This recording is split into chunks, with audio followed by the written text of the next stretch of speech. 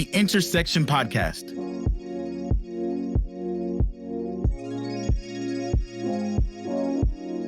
Inspiration. Transforming lives from the inside out. The Intersection Podcast.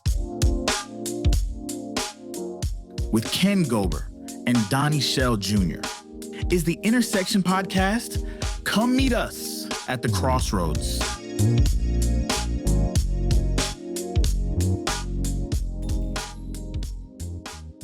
Hey, I'm Ken Gober, and welcome to another episode of the Intersection Podcast, where we ask you to come meet us at the crossroads. We have an exciting guest today, and actually he's new to CRM, or Charlotte Rescue Mission, and his name is Bryan Van Horn. Hey, Bryan, how you doing, man? I'm doing well. Thanks, Ken. Thanks for having me. Man, no problem. As you know, this is the Intersection Podcast, where we try to highlight people that have an integral part here at Charlotte Rescue Mission. And you definitely have an integral role here at Charlotte Rescue Mission. Just tell us what your role is. Sure. And tell us a little bit about yourself and how did you come to Charlotte Rescue Mission? Sure. Happy to. Yep. So I currently serve as a Philanthropy Officer. And I think of this role more than anything, Ken, as I'm a storyteller, telling the story of the mission, how we started, where we've been, where we are now, and where we're trying to get to. So that's a simplistic way of looking at it, but it's also very, public facing, working with our existing donor base, keeping them updated, meeting in person, ideally, getting them on site, providing tours, meeting at the cafe, and then also just trying to bring new donors in, just to keep, the wheels on the bus going. Right. So as far as that goes, prior to this, I was in banking for 18 years. Oh, man. Yeah. This is a change. a little bit, but a much needed one. That kind of plays into my story overall. I was in financial services for 18 years, banking for the last 15.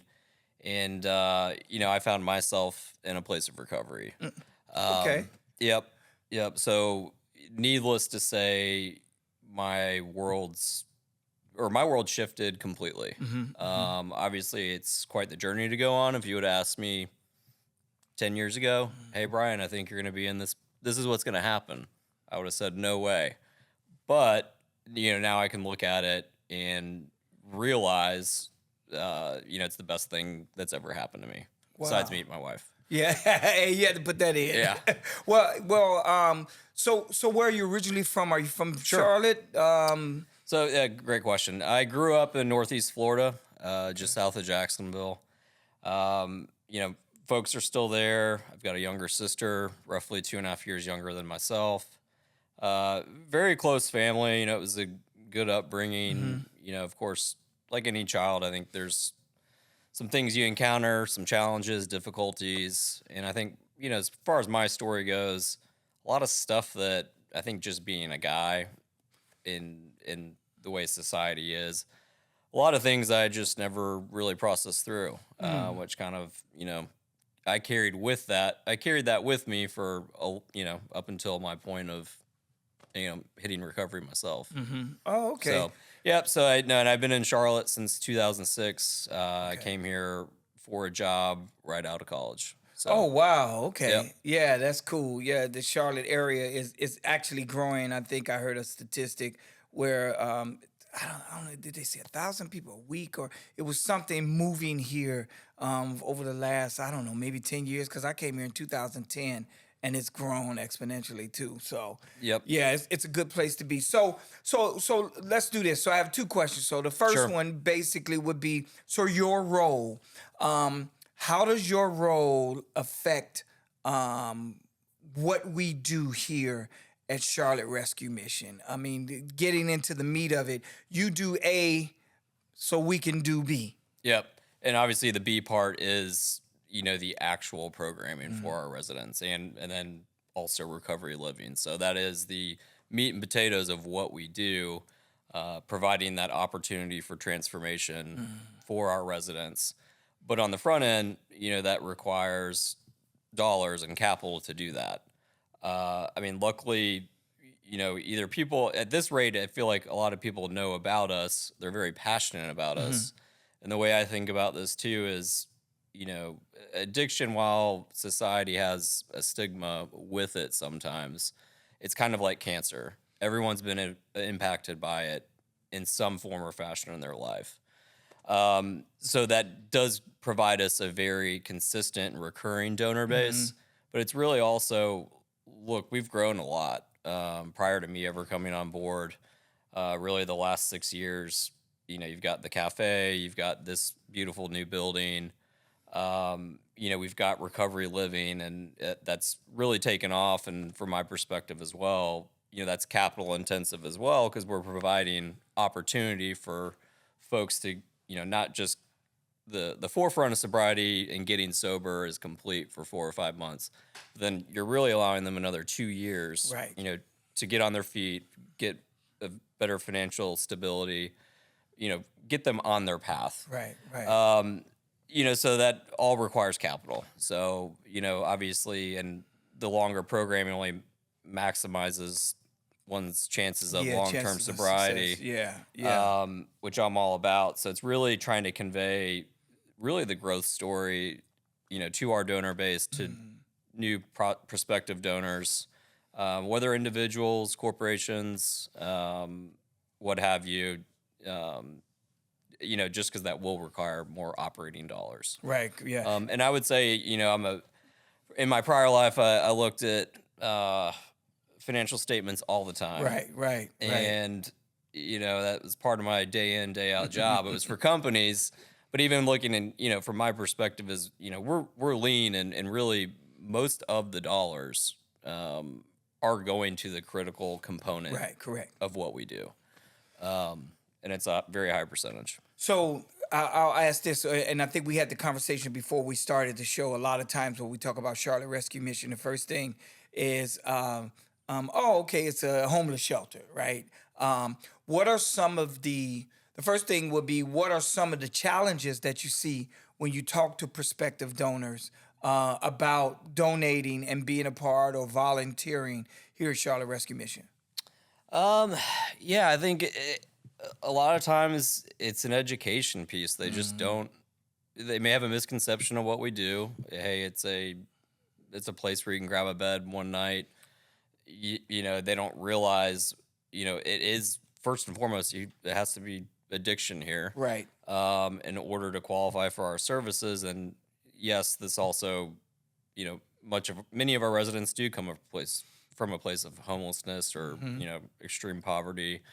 So it's, hey, we provide these free services, because of our donor base. So it really is an education piece, and we don't want to be Charlotte's best kept secret, Right. Exactly, as we all hear in talking with folks. Yeah, and I think that is one of the biggest challenges, but it's a great challenge because we get a chance to tell the story of healing. Yep. So then let's flip to the other side. So from the donors that you have encountered since you've been here, what are some of the great stories that you hear of why they donate? Great question. Yeah. It ranges from, obviously we are a faith-based organization, which, in recovery programming, I think, I walk this life. I think that's critical. And it follows 12-step methodology, but I'd say, the faith-based piece of it is huge, for Christians. And then also too, that sometimes they've had nieces or nephews come through our programming, and they've maintained long-term sobriety, so they've seen it firsthand. They know it works. Not only is their niece or nephew, their life has changed, but this is a family disease. It is a community disease. Right. So, it's a trickle-down effect, and they see it firsthand. Yeah, and that's the cool thing. And one of our biggest goals now here is going out telling the story of what we do, especially the recovery living piece, the aftercare piece, because we have so many organizations that 29 days. Hey, when I went through a program, well, not this program, but I went through a similar type of program over 32 years ago. It was 29 days, 28 days. And it's like, okay, you've been here for a minute. Good luck. Right. And I think it's really pivotal for our donors or prospective donors to understand that we don't just do that. We bring you in. We help you in your recovery of understanding yourself.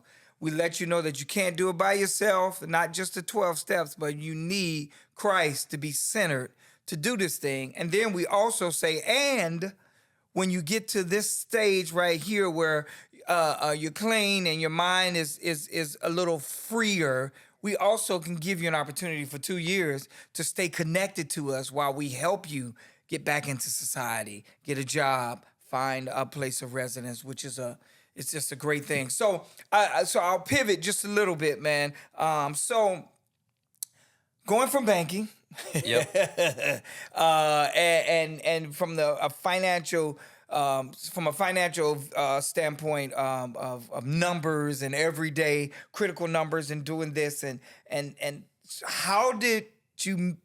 how was that transition? What did that transition look like to move from banking in a shirt and tie to your Auburn t-shirt, your jeans, and your everyday wardrobe? The attire is much better today. Yeah, man. How was that? That transition? Great question. In banking, I was used to meeting with companies. Obviously, you're meeting with C-level execs. Correct. And in my function, we provided big revolving lines of credit. Okay. So capital they needed to operate their business. So it's a different scenario now, but the parts of banking I did like is meeting with people, getting to know them, really fostering relationships. Yes, and there's many parallels in my role because I do my best when I can get in front of people, and that's what I enjoy. And being able to share the story of the mission, and then also helping provide education just on addiction. It's something I know firsthand, so I'm happy to share bits and pieces of me, which I really enjoy. So yeah. And so being in both, having an understanding of both worlds, from a pick yourself back up from life hitting you to a professional, especially financial area. Coming here to Charlotte Rescue Mission, tying those two together, what makes you a great fit here in the ministry that we do? What do you think those two components, plus your life components, right? How does that help you understand what the residents are going through, what the needs are of the residents, and also what the needs are of our organization? Sure. No, great question. I think, understanding what the residents going through at different time frames. It's something I've lived and walked in that path. It's being able to empathize with them and knowing where they are. That's a good word, empathize. Yeah, and sharing, my experience, strength, and hope. I think also, just the faith-based piece of it, I couldn't walk my walk if that wasn't developed in time. I can't say, hey, I didn't believe in God prior. I did, but was it minuscule? Yeah. Sure. And now that's, evolved for me and is a part of my practice. So I think it's understanding what they're going through at the different points in time and being able to relate. Yeah. And that happens in conversations in the hallway with residents, over at the cafe. Obviously you've got different lengths of sobriety, and there's just different hurdles and obstacles in each one. And I think what people probably don't know from working here, the cool thing about, I just joked about the attire, because guys, this is what we do all day unless we have a major meeting. But the cool thing about here is it's not that we're just in an office doing our work. We get an opportunity day in, day out, hour in, hour out, to talk to the residents, to sit down. We bump into them during the hallways. So it's also a ministry piece, because every day we can dive into their lives as well and be a part of the transformation. And I think that's what I love about working here at Charlotte Rescue Mission, that I get a chance to touch as well. So I'm not just preaching to the choir where they say faith without works is dead. We're not just sitting in the office and just doing nothing, but our jobs also is evangelizing as well. And that's the great thing about being here. Hey, I'm Ken Gober. This is the Intersection Podcast. I got my man here, our Philanthropy Officer. Philanthropy. I don't know how to say that, man. I got an education. Bryan Van Horn. And we're having a great conversation right here. We're going to take a short pause, and we'll be back for our second half of the Intersection Podcast. We'll be right back.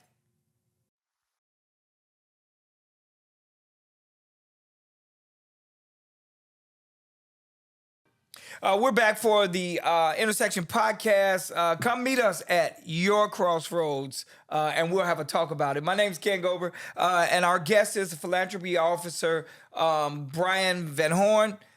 Great conversation that we're having, and we always take the second half of our podcast to ask just two major questions. And this time is no different.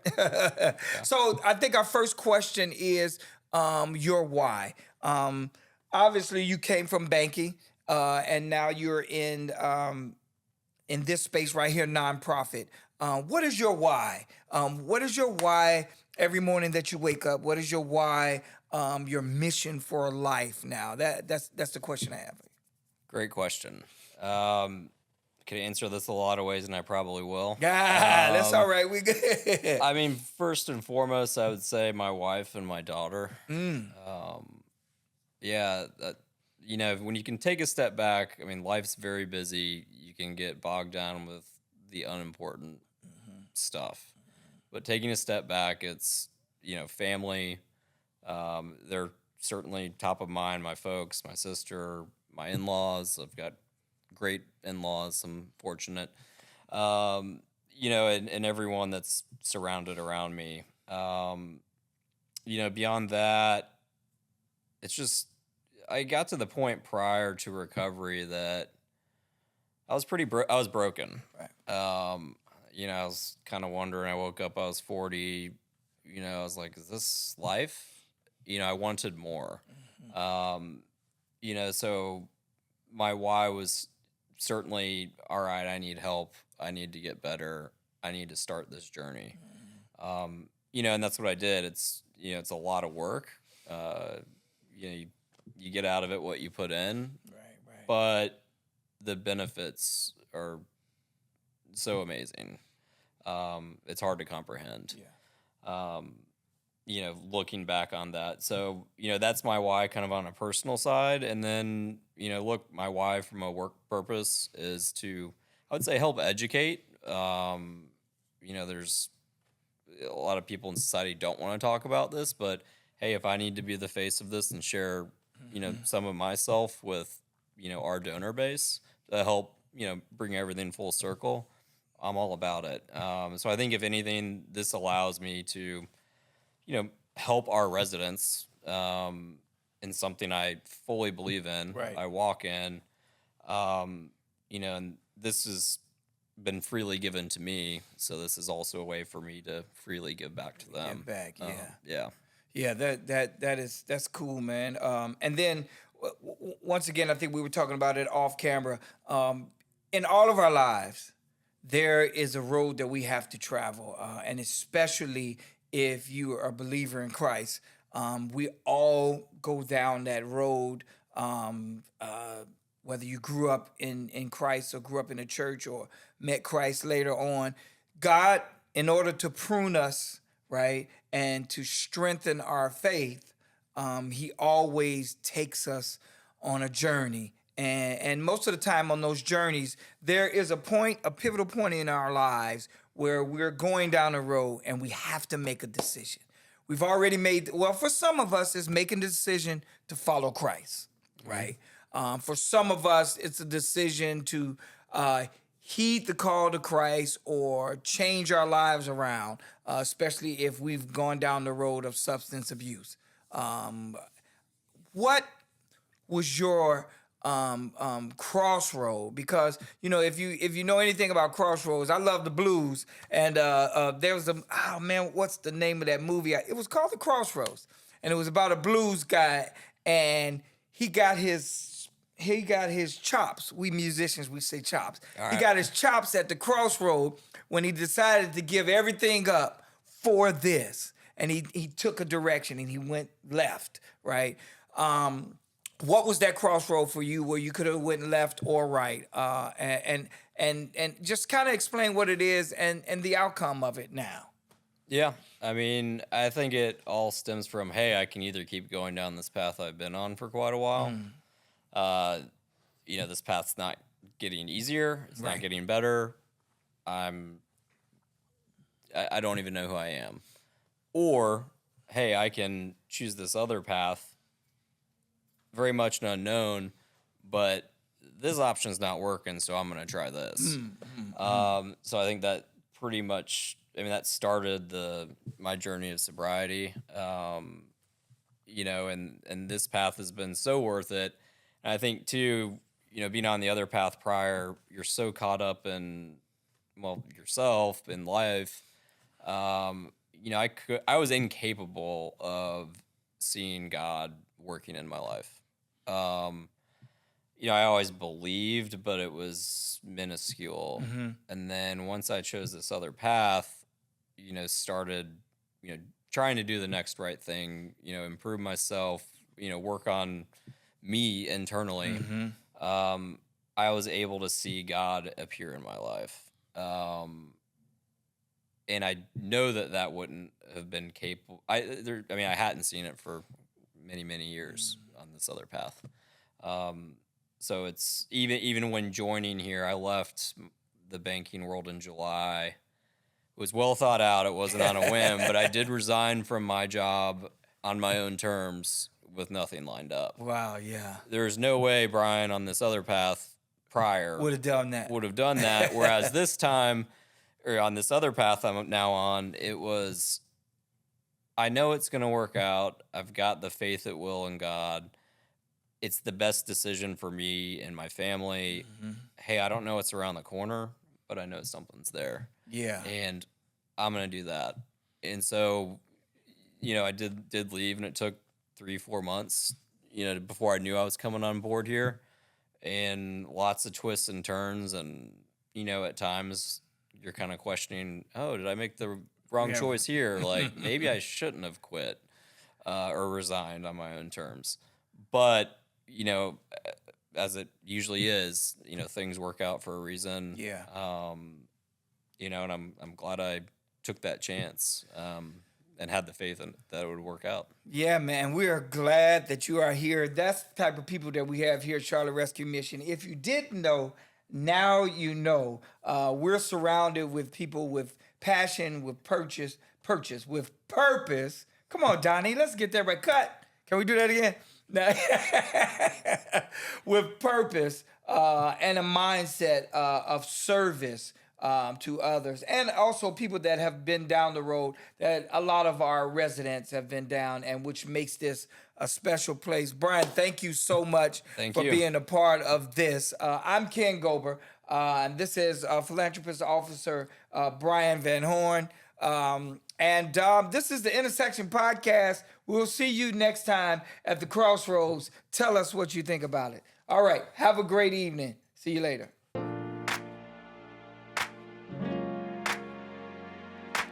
It's the Intersection Podcast. Come meet us at the Crossroads.